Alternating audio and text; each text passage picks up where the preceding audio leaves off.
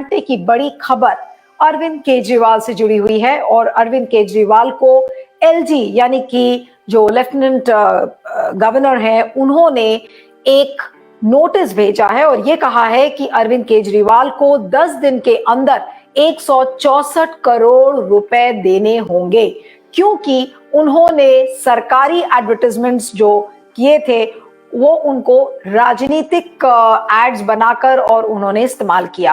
BJP इसको एक advertisement scam के रूप में ले रही है। उस नोटिस में यह भी लिखा गया है कि अगर 10 दिनों के अंदर अरविंद केजरीवाल ने ये 164 करोड़ रुपए नहीं दिए तो फिर जितनी भी आम आदमी पार्टी की जो प्रॉपर्टीज हैं उनको कुर्क कर लिया जाएगा, उनको जब्त कर लिया जाएगा। अब सवाल सिर्फ इतना ही नहीं है। आम आदमी पार्टी का कहना है कि किस तरीके से जो ऑफिसर्स हैं, क्योंकि ये जो नोटिस भेजी गई है ये एलजी ने दिल्ली के चीफ सेक्रेटरी को बोला, चीफ सेक्रेटरी ने दिल्ली सरकार को ये नोटिस दिया है, यानी कि नेशनल कन्वीनर जो अरविंद केजरीवाल है उनको दिया है।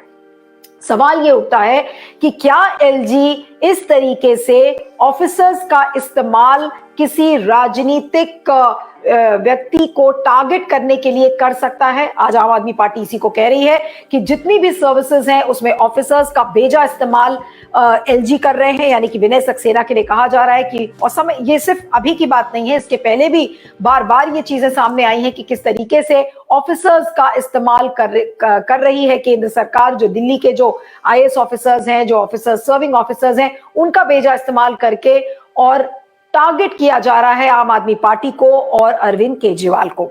इस समय हमारे साथ लाइव बातचीत करने के लिए अकील खान जुड़ रहे हैं। अकील खान इज आम आदमी पार्टी लीडर और समर्थक। अकील जी, आपका बहुत बहुत स्वागत है क्यू5 नेटवर्क पर।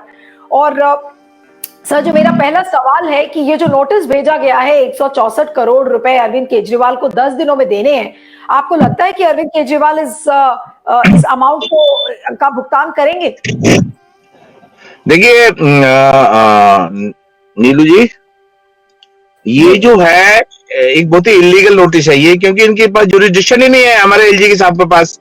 ये काले अंग्रेज की तरह बिहेव कर रहे हैं, इनके पास जुरिडिक्शन नहीं है कोई भी इस तरह की लीगल नोटिस भेजने का। ये बीजेपी की चाल है और ये बीजेपी की गंदी राजनीति है, जिसको लेकर के बीजेपी इतने सालों से, इतने दिनों से आप पूरा देश देख रहा है कि किस तरह से बीजेपी साम दाम दंड भेद की नीति अपनाकर किसी तरह भी आम आदमी पार्टी को नीचे दिखाना चाहती है और खरीदने की कोशिश की है। एमसीडी में सबको पता है कितने पैसे इन्होंने देने की कोशिश की, लेकिन आम आदमी पार्टी डिगी नहीं। उसके जो अपने पार्षद हैं वो अपनी जगह कायम रहे और उन्होंने अपनी ईमानदारी का परिचय दिया। और यही सबसे बड़ी वजह है कि ये बीजेपी वालों की नींदें हराम हो रही हैं, क्योंकि देश में जो इनके खिलाफ माहौल बन रहा है वो एक बहुत ही स्ट्रॉन्ग माहौल है उनके अगेंस्ट में। और आम आदमी पार्टी जो है एक बहुत बड़ा चैलेंज इनके सामने पेश कर रही है। तो ये इनके इन प्रकार किसी भी तरह कुछ भी रोड़े अटकाकर इनका हिस्ट्री रही है पूरे दिल्ली के अंदर कि जितने भी काम, अच्छे काम हुए दिल्ली के अंदर जो अरविंद जी करना चाह रहे हैं और किए हैं, इसमें सब में उन्होंने रोड़े अटकाए हैं। किसी भी काम को आप देख लीजिए, बिजली, पानी, शिक्षा, स्वास्थ्य, रोजगार के बारे में और जो स्किल डेवलपमेंट, इन सब चीजों में कितने रोड़े अटकाए बीजेपी के काले अंग्रेज। ये काले अंग्रेज बैठे हुए हैं। अन्ना जी ने जो सही बोला था कि इन काले अंग्रेजों को हटाने की जरूरत है। ये देश की प्रगति में, देश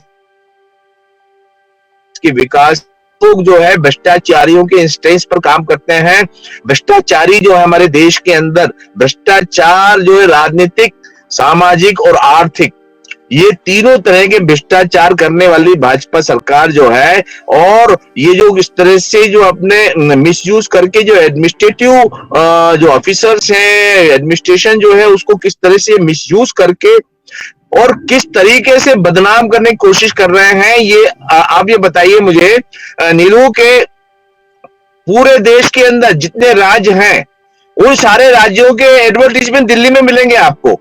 चीफ मिनिस्टर मुस्कुराते हुए फोटो खिंचवा करके और बड़े बड़े पोस्टर, और कितने इन्होंने लाखों करोड़ों रुपए खर्च किए हैं उसके ऊपर। उसके लिए मतलब बीजेपी को कोई चिंता नहीं है? अगर सही है